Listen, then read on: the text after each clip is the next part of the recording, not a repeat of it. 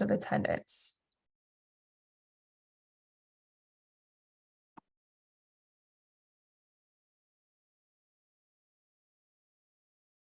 I'll also check our live stream really quick and see if anyone's asking questions on YouTube. Attendance. Trista, I think I know you have a limited amount of time with us before we move on to the second part of our presentation.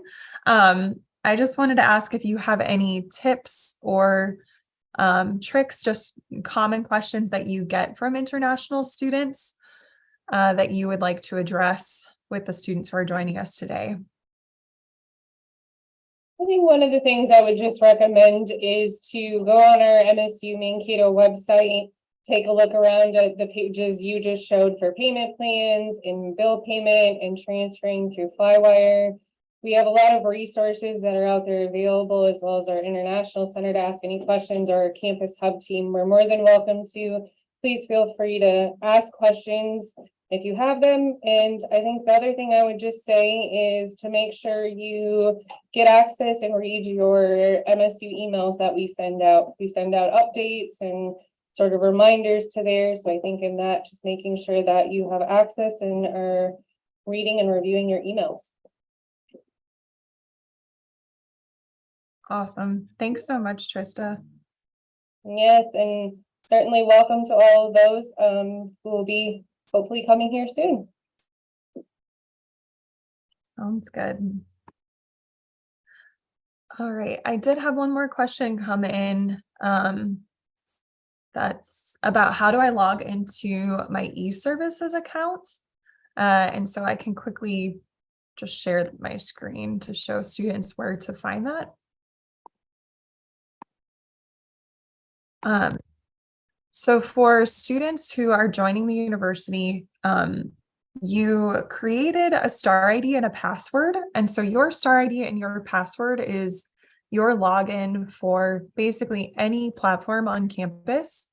And so e-services is the platform that Trista had mentioned at the beginning of the presentation. And this is where you will be able to find out more information about making your bills and payments. So again, on the university website, I just searched e-services. There's other ways you could access this, but if you go to e-services, you will be able to enter your star ID and your star ID password here. This will give you access to the platform, and that is where you will be able to see information like your student bill. It's also the place where you will eventually be able to register for classes once you are attending Minnesota State University as a student. So there's a lot of helpful information in e-services. I will drop the link into the chat so that you can start playing around with that and figure out your e-services account.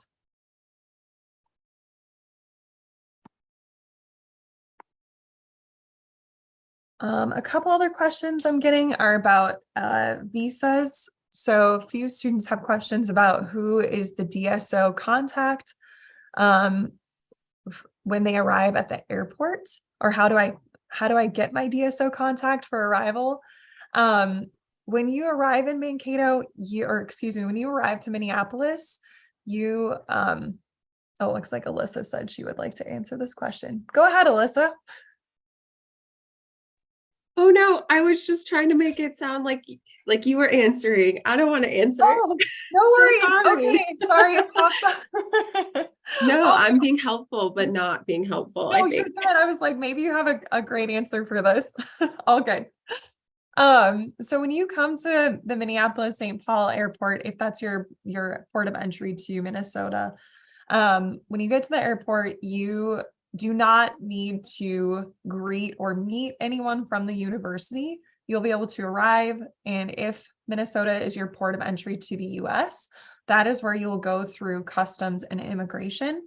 And what you need to have with you at that time is your I-20, your passport, and your visa.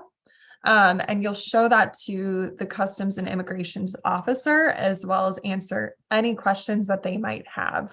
when you arrive. But once you get through customs and immigration, then you can just take the land to air bus from the Minneapolis-St. Paul airport to Mankato. We will also have a webinar coming up in a couple of weeks that focuses on transportation and getting to Mankato. So we'll have more specific details about what that process looks like. But just in general, know that you'll provide everything to the immigration officer on arrival and then answer any of their questions. In terms of having a DSO contact, you can have the phone number of the university. We will be sharing an on-call phone number for your arrival if you run into any issues, but that's something that we will provide closer to the start date of the orientation. All right, another question that we have is about on-campus jobs. I know we get a lot of questions about this from new students. And first of all, when you're joining the university, it's important to remember that your main focus is to be a student first. It's not to work. That does not mean that you can't apply for on-campus jobs and hope to get one, but just remember your priority is to focus on your classes and your homework. And then once you've figured out a schedule and you decide that you do have time for on-campus jobs, then you could start applying for those to work on campus. So when you come to the university as a new student, you will have access to the on-campus job portal called Handshake. And you will get access to this by the second week of classes at the university. You'll be able to log in using that same star ID and password that you are using for all the other campus platforms. And you can search for on-campus job opportunities. And in most cases, the students who want an on-campus job, they do eventually get one. It just might not be in their first semester. So you might have to be patient, wait for the right job to open up, and just apply to anything that you think you might qualify for. And most jobs will ask for a resume and likely an interview, even for on-campus jobs. And we have a career development center on campus that can help you write a resume and also practice for job interviews. So if you have never written a resume or you want somebody to look at your resume, they are there to help you with that process. But that's something that you can do after you come to campus. The other question we had, we mentioned earlier, is the deadline for the payment of tuition. Trista, do you want to mention that or cover that one more time? Yes, so the tuition deadline to when your bill needs to be paid for spring semester is February 12th. So mark that on your calendars, February 12th. This is the due date for tuition and fees for the spring semester. And as we mentioned earlier, you can enroll in the payment plan as early as December 1st and start making payments towards your tuition and fees so that you would have at least 5 payments that you can make before that February 12th due date. We also have an important date list out on our website that kind of goes over the important dates throughout the semester and due dates and deadlines. I would encourage you to check that out as well.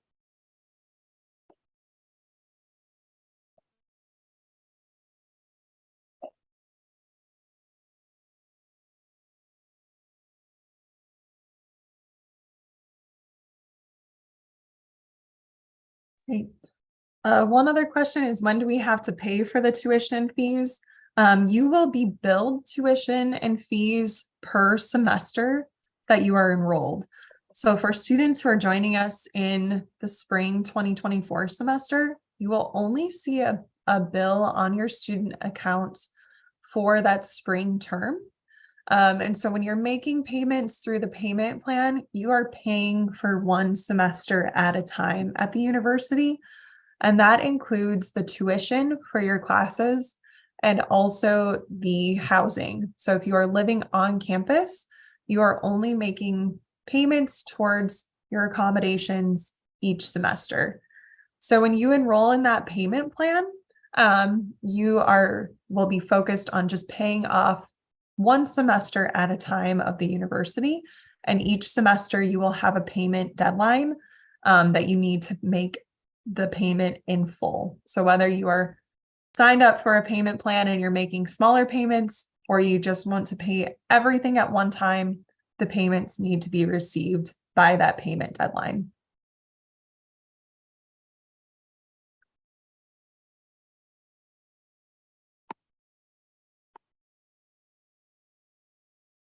It looks like someone logged into their e-services and they're seeing a balance of $0 on their e-services. Trista, do you want to mention when they will start seeing those payments on their account? Yeah, so once you register for courses, then you will see that on there. But right now for our spring semester, we haven't tuition calc'd yet. So you can kind of estimate those until we turn that feature on and that becomes live. Then the charges will be on your account, and that's scheduled to be in November when we will turn that on for spring semester. So once you get registered for the classes and after the beginning of November, we will run the calculation for tuition for spring semester, and then you will see your tuition and fees added to your e-services account. So in the meantime, before that gets added officially to your e-services account, this tuition and fee page is your reference for the estimated cost of attendance and what you can expect to pay for your tuition for the spring semester. So I mentioned earlier, you will receive that International Maverick Scholarship for first year undergraduate students, and that will reduce your overall tuition from around $9,406 to $5,556. So that $5,556 is going to be your estimated tuition for the spring 2024 semester. So that is likely what you will eventually be seeing on your e-services. And then for anyone who's living on campus in the dorms or in residential life, you will also see charges for your dormitory and your meal plan. And that will be specific for the spring 2024 semester. So I'll put this link in the chat as well, just so you have access to the tuition and fees. And I do see that and sorry, I'm jumping on everyone. I had an appointment that went much longer than expected. So I'm sorry, Elizabeth. I see the question about, can we pay in person on arrival on campus? And so, yes, you are always welcome to make that payment in person at our cashier's office. Please be mindful that if you are sending money through a bank transfer to your own bank account here, that typically takes about 5 business days. So you want to make sure that if you are planning to pay when you arrive, you either have the cash with you ready to spend when you get here, or perhaps if you have a bank account already set up in the US or a trusted family friend in the Mankato area, you could send money ahead of time. But you can definitely pay on campus when you arrive.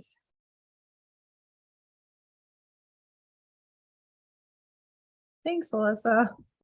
Yeah, I thought maybe you're getting a little tired from talking. I appreciate it, the multitasking. Another question we had is, do I have to pay my health insurance before January 1st? And you need to pay your health insurance before you can register for your spring classes. The university will not allow you to register for classes until that is paid. So the earlier you pay it, you will be able, eventually registration will happen at orientation. So you will be registering for classes, I believe, on January 4th. And so you need to have your insurance paid before January 4th so that you do not have any issues when it comes time to registering for your classes. So the earlier you get that paid off, you just won't have to worry about it at orientation. So you have the option to pay your health insurance before you arrive to campus or after you arrive. It just needs to be paid before January 4th. I definitely, and I'm sure Trista and Elizabeth have said this, because this is advice we all give, but make sure you have a solid plan before you even get here. So, while I know it can be really scary to travel with large amounts of cash, maybe getting a travel belt that you can put some of that money in safely so that when you get here, you don't have to worry about if your card will work or if the bank transfer has been made yet. You really want to make sure that you have access to that money immediately. Elizabeth can attest to this. Every year at orientation, that is the thing that is most stressful for students, is making that insurance payment, because they maybe haven't sent the money early enough. Maybe they don't have the money with them. So save yourself some stress and have that readily available in your hand when you come here. Especially for spring orientation, it's a 3-day orientation. So you have even less time to wait for that money to arrive in your bank account.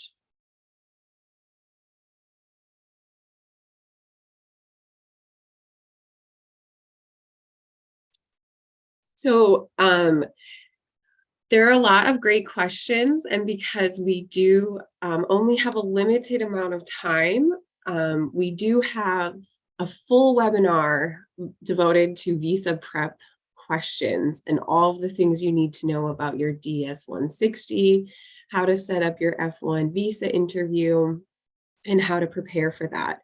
I highly recommend going and watching that webinar because we don't have time to talk about that today. Same with housing questions. On November 1st, we will have a great presentation ready for you to talk about all of that. All right, so do we pay for insurance through e-services? That is correct. You can pay that through e-services. Elizabeth, I don't want to necessarily repeat what you said, but that, I mean, I assume you went over that, right? We didn't specifically, we talked about payments through e-services, but not Okay. specifically insurance. Oh, that's why the question then. So yes, just like Elizabeth and Trista talked about earlier, you can pay your health insurance through e-services. It sounds like there is a timeline on that, and I'm gonna ask Elizabeth or Trista if they want to chime in. So for the health insurance payment, if you wish to prepay those before the health insurance payment before you arrive on campus, we will be adding the health insurance charge to your e-services account. So right now, if you log into e-services, you're going to see a balance of $0. That is because no charge has been added to your account yet. So you do not have a charge for tuition or for health insurance. The Student Financial Services will need to add that charge onto your account. And we'll have a process of doing that probably around December, the early part of December, of adding those to students' accounts so that you can make a payment early on. And we did cover earlier how to make payments through e-services. So if you go back and watch that, when you log into e-services, you'll be able to see the section about bills and payments, and that's where you can choose your payment type. If you're paying through credit card, you also can go through the option of Flywire for payments. So you can kind of choose which payment method works best for you and for your situation, and send that to the university before you arrive.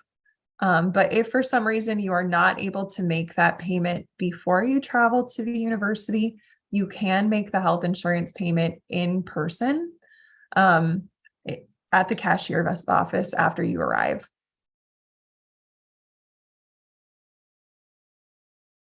One question I see, what is the deadline to arrive for spring 2024? I will answer that because it's really important. You must arrive by January 4th. Like, if you don't arrive by January 4th, our classes will be filled and you won't be able to register. So it's really important that you get here probably by January 2nd, because our first day of orientation is January 3rd. You have very important tasks that you need to complete on January 3rd, such as making your health insurance payment and others, which we will talk about in a future webinar. So if you do not arrive on January 4th and you come January 5th, 6th, or 7th, there probably won't be many class options available for you. And we don't want that to happen and be what you need to deal with during your first week. So please come early and arrive on time.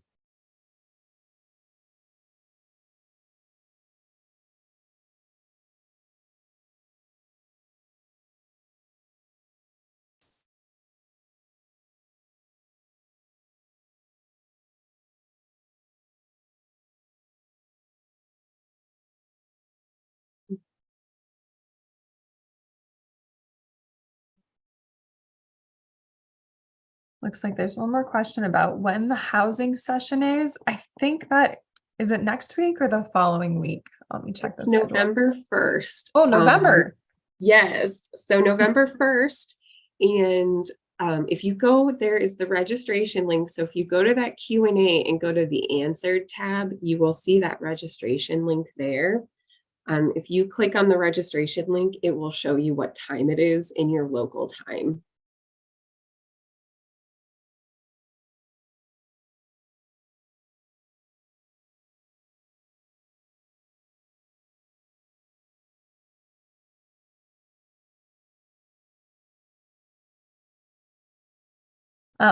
Make sure to check the links that we've been sharing in the Zoom chats. Alyssa had shared that link earlier as well. So just make sure that you are checking all of those so that you can learn a little bit more about the upcoming webinars.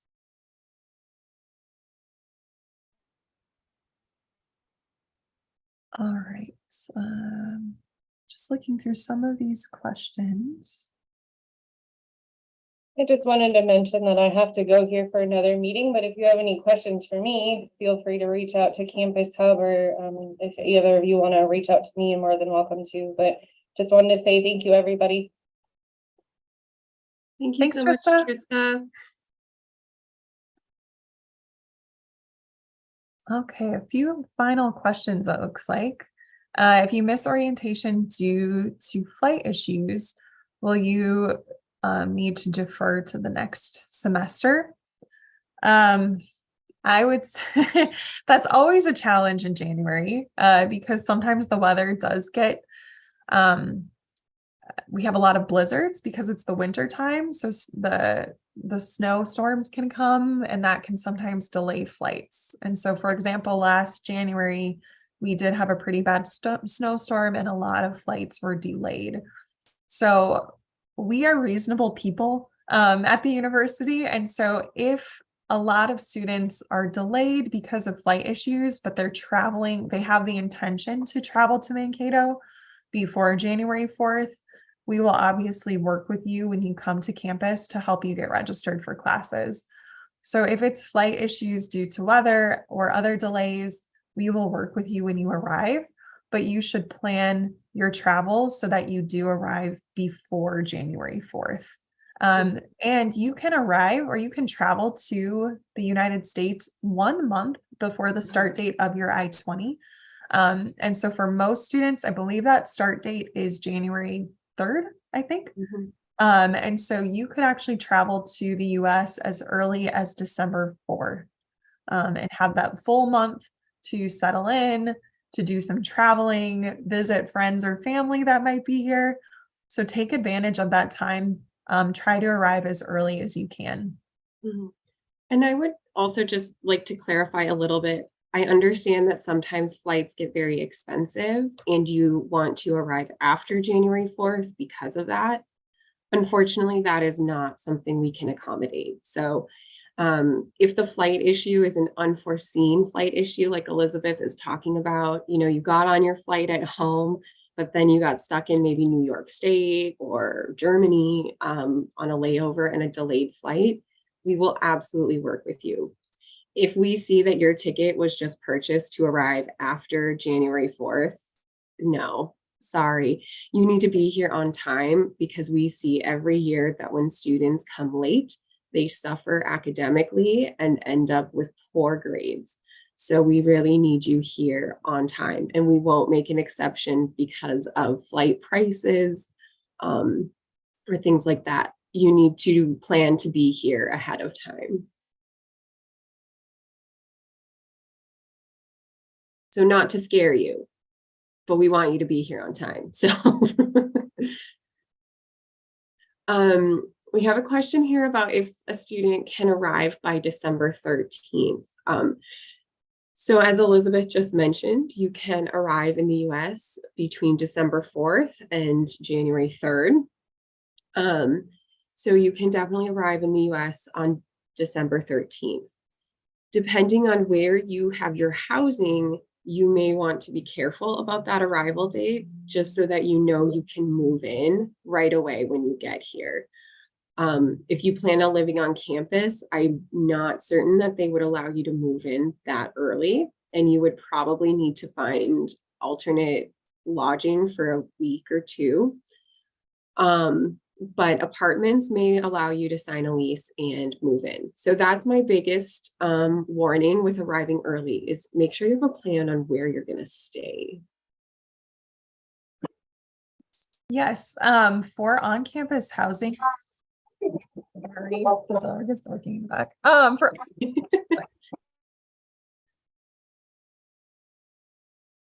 All right. I do see that there are some questions here about resending links. Please go into the answered questions and look at our chat, because you will definitely find the links there.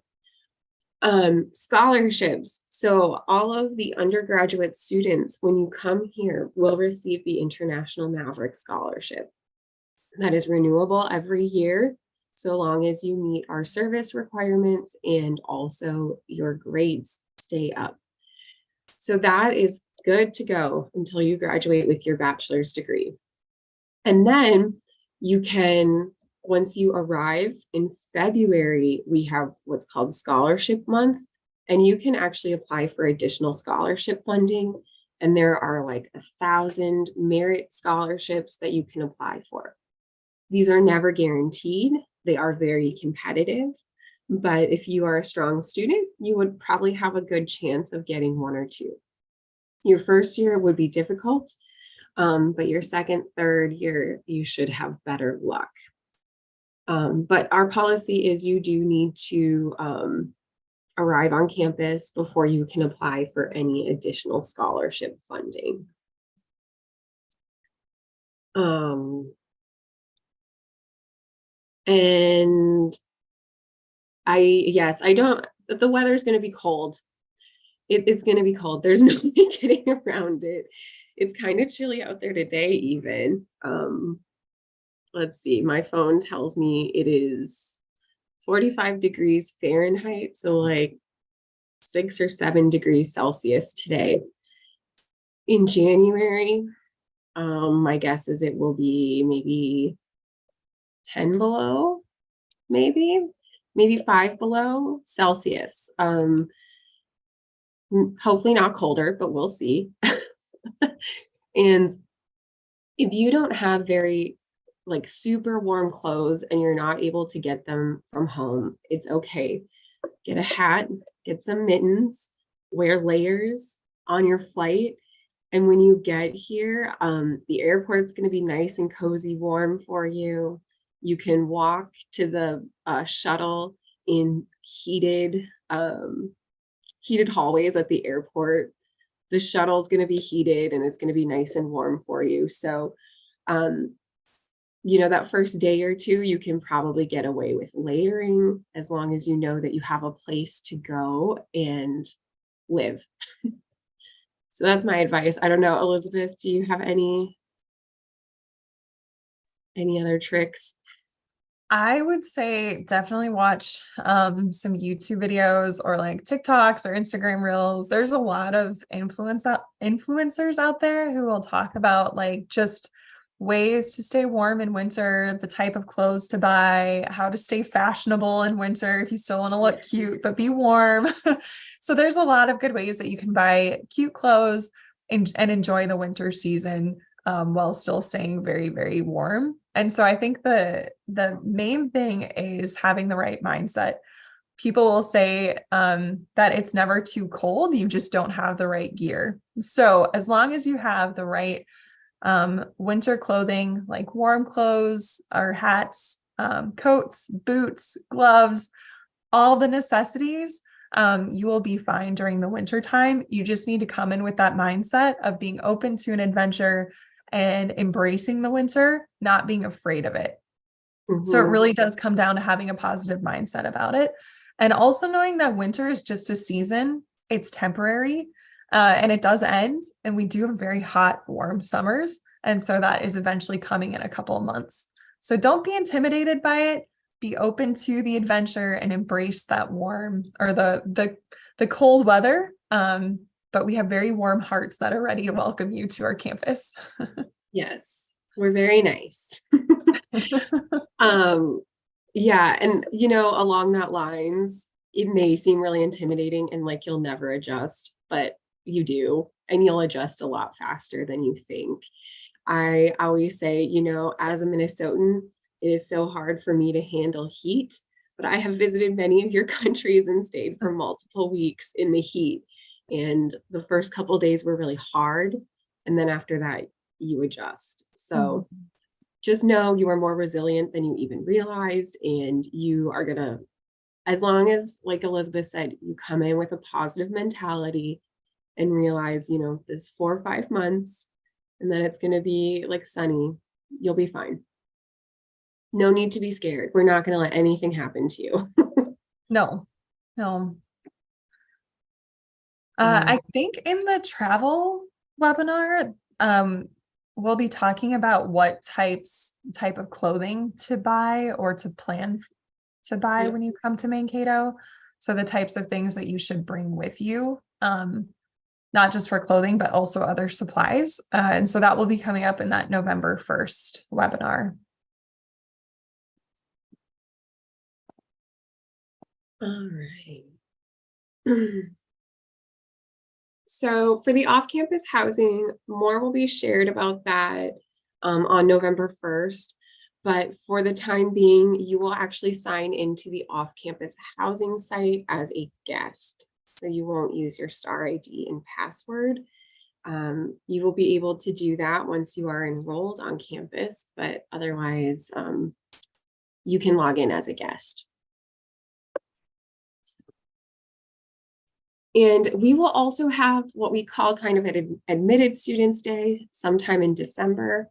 It's a time where our current students are actually available to answer questions like, what should I pack?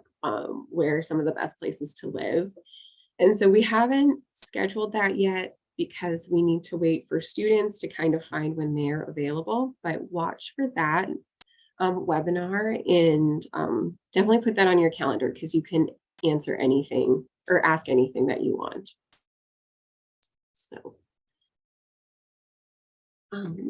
well, we have 3 minutes and I have to apologize. I know I got here late, but I have to leave right on time to stay caught up. But are there any final answers? Yeah, I know Elizabeth and I are eagerly awaiting you and your visa too, right, Elizabeth? Yes, we are hoping that your visa gets approved. Yes, we love to hear, like, if you get your visa, send us a message on Instagram or like make a post and tag us. Like, we want to celebrate with you.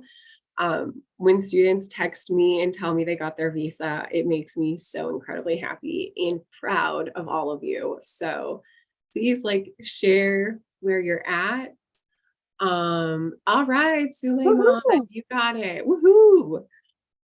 We also have the admitted student Telegram group that just got sent out on Friday, probably in the same newsletter you might have read about this webinar. So join that, because then we can celebrate together. And while Elizabeth and I are not necessarily in that, admitted students group every day, I try to go in like once a week, but I want you to celebrate with your peers and start to get to know them and make friends for when you get here. All right. These are great questions. I know it wasn't all about finances and payments, but you all had really, really good questions for today. So I'm glad to see that you're thinking ahead, you're making preparations. And today is October 17th. So you are well ahead of the game. Orientation will start on January 3rd. And so you have the next just over 2.5 months to be planning and preparing for orientation. And so it's good you're attending these sessions. It's good you're asking these questions. Please make sure to read the information on our orientation website and let us know what your follow-up questions are after you've read all of that information. Yes, we love to help you, but when it's things that are super basic, you will find the answer much faster if you do a quick Google search. So we're so excited. I don't know. I'm very excited to see who gets here. I've been watching the visa numbers, and I've seen that a few of you have been successful, and that's great. So we'll continue to watch and monitor that. All right. With that, I also have to leave for another meeting. But thank you all so much for taking the time out of your day, wherever you're joining us from, to attend this session. And we look forward to seeing you in the next one. Thanks. And thanks so much, Elizabeth. You've got the best info. Thanks, Alyssa. No, teamwork makes the dream work. Nice job. Thanks, See you, everyone. everyone. Bye.